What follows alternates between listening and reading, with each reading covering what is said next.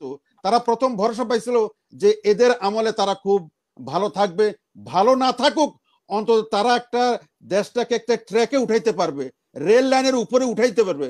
দেশটা তো rail line চ্যুত হয়ে গেছে।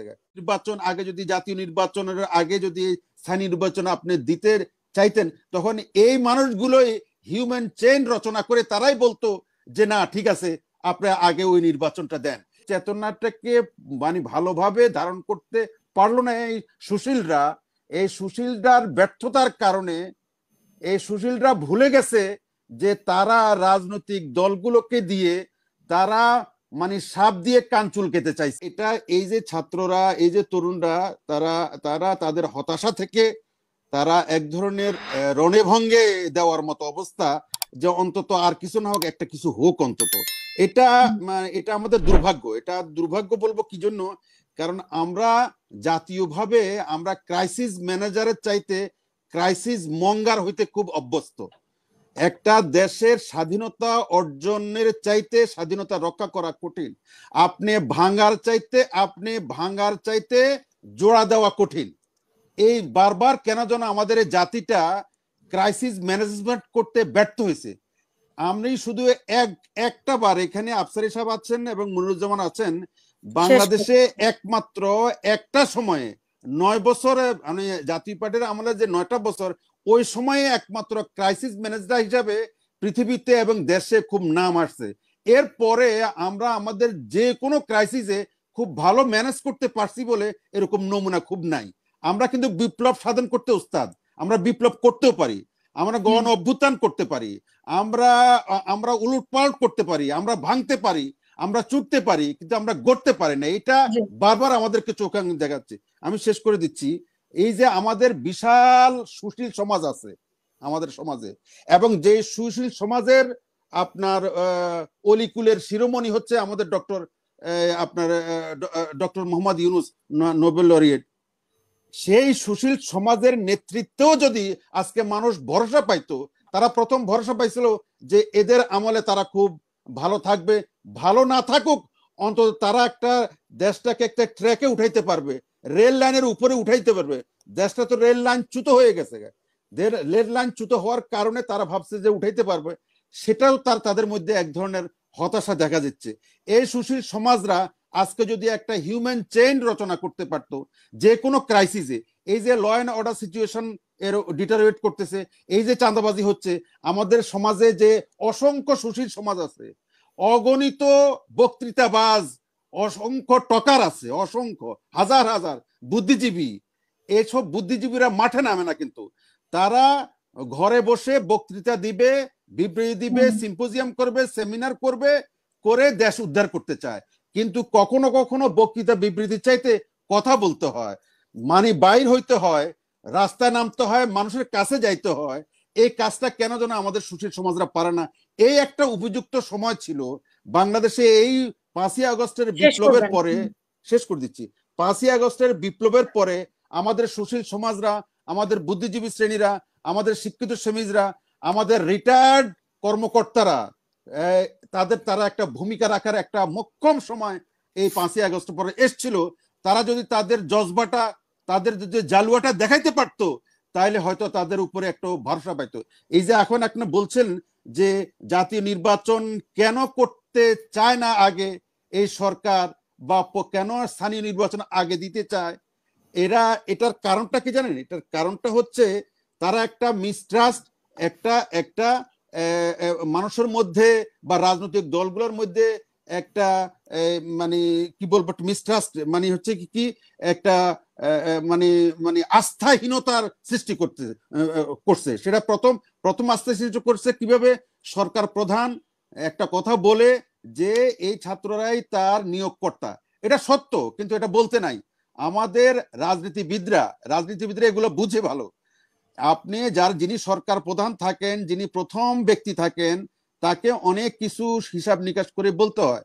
আপনি যখনই বললেন যে এরা তার নিয়োগকর্তা, তার মানে সবাই এখন এমপ্লয়ি হয়ে গেছে, এটা খুবই স্বাভাবিক।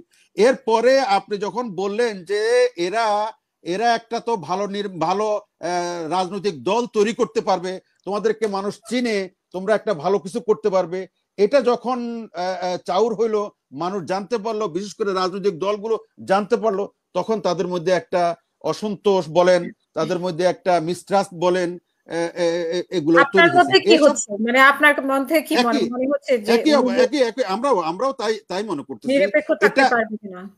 হ্যাঁ, এইগুলোর কারণে, এই শব্দ চয়নের কারণে বলেন, এই তাদের বিভিন্ন অ্যাকশনের কারণে, তাদের কর্মসূচির কারণে, সবচেয়ে বড় কথা আপনি যে বিপ্লবটা হইলো, হ্যাঁ, যে বিপ্লবটা হইলো বা যে গণ অভ্যুত্থানটা হইলো, এই গণ অভ্যুত্থানের ফলে আমাদের একদম নিরীহ সাধারণ মানুষের কিছু আশা আকাঙ্ক্ষা ছিল, কিছু চাহিদা ছিল। আপনার রাজনৈতিক দলগুলোর চাহিদা ছাড়াও এই যে মানে সমাজের 60 থেকে 70% মানুষের যে একটা চাহিদা ছিল, আকাঙ্ক্ষা ছিল, মানে অভিলাষ ছিল, স্বপ্ন ছিল, সেটার কিছুই আপনি করতে পারলেন না। যেহেতু করতে পারলেন না, সেখানে যদি করতে পারতেন, তাহলে আগে যদি জাতীয় নির্বাচনের আগে যদি স্থানীয় নির্বাচন আপনি দিতে চাইতেন, তখন এই মানুষগুলোই হিউম্যান চেইন রচনা করে তারাই বলতো যে না, ঠিক আছে, আপনি আগে ওই নির্বাচনটা দেন। এখন আপনি এই কথাগুলো বলার মধ্যে একটা কিন্তু খুঁজে পাচ্ছে মানুষ, যে আপনার একটা অন্য উদ্দেশ্য থাকতে পারে। সেটা আপনার কর্মে, সেটা আপনার আচরণে, সেটা আপনার বডি ল্যাঙ্গুয়েজে, সেটা আপনার কর্মসূচিতে প্রমাণ পেয়েছে। সুতরাং শেষ করে দিচ্ছি। সুতরাং আমি যে কথাটা বলতে চাইবো, যে আমাদের জাতীয়ভাবে আমাদের এই যে ক্রাইসিস ম্যানেজার বা ক্রাইসিস মুহূর্তে দেশ পরিচালনার যে একটা সক্ষমতার বিষয় আছে, সেটা বারবার এবং এই সরকার অনেক বেশি সেটার প্রমাণ রেখেছেন। যে কেন যেন মনে হচ্ছে কোনোভাবেই কোনো ক্রাইসিস ম্যানেজ করা যাচ্ছে না, কোনো সমস্যা দূর করা যাচ্ছে না, কোনো ট্রাবল শুট করা যাচ্ছে না। সমস্ত ট্রাবল মনে হচ্ছে যেন মানে জট পাকা হচ্ছে, মানে মানে পানি ঘোলা করে পানির মাছ শিকার করার একটা যে প্রবণতা, সেটা বারবার সারফেসে চলে আসতেছে।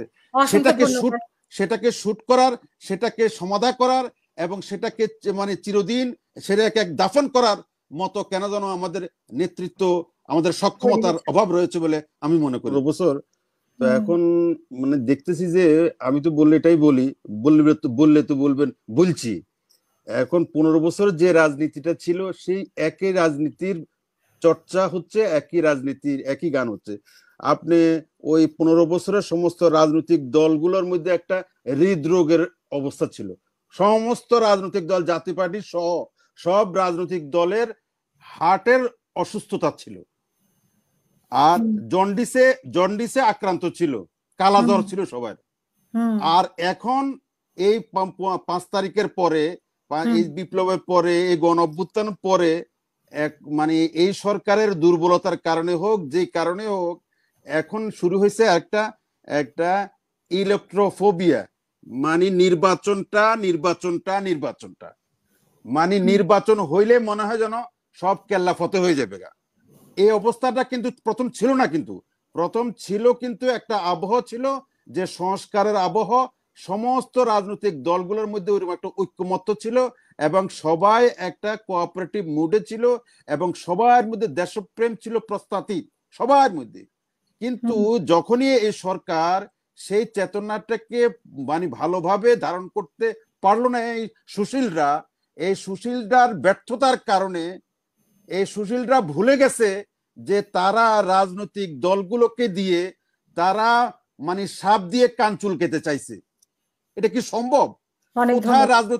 কোথায় রাজনৈতিক দল আর কোথায় সুশীল সমাজ? তাদের উচিত ছিল তাদের সমস্ত কিছুকে, রাজনৈতিক দল গুলো কি চায়, কি চাইতে পারে, কি চাওয়া উচিত, কি চাওয়া উচিত নয়, এই সমস্ত গুলোকে আত্মস্থ করে তারা সেভাবে পলিসি নেওয়া, তা না করতে পারে। এখন আর তাদেরকে আর সে সুযোগ নাই। এখন পুরা জাতিকে রাজনৈতিক দলগুলো এখন নির্বাচন ফিভারে, রাজনৈতিক জ্বরের মধ্যে আক্রান্ত হয়ে গেছে। এখন সেই দিকে নিয়ে এটার কারণেই এখন আমাদের ওই সংস্কারটা এখন ইয়েতে চলে যাবে, জাদুঘরে চলে যাওয়ার সময় চলে আসছে। এটার জন্য আপনি রাজনৈতিক দলগুলোকে একক দায়ী করলেও হবে না। এটার জন্য সম্পূর্ণরূপে এই সরকার দায়ী। এই সরকার সেই দিক নির্দেশনা দিতে পারে নাই, সেই দিশা দিতে পারে নাই, সেই রূপরেখা তৈরি করতে পারে নাই, সেই আস্থার মধ্যে আনতে পারে নাই।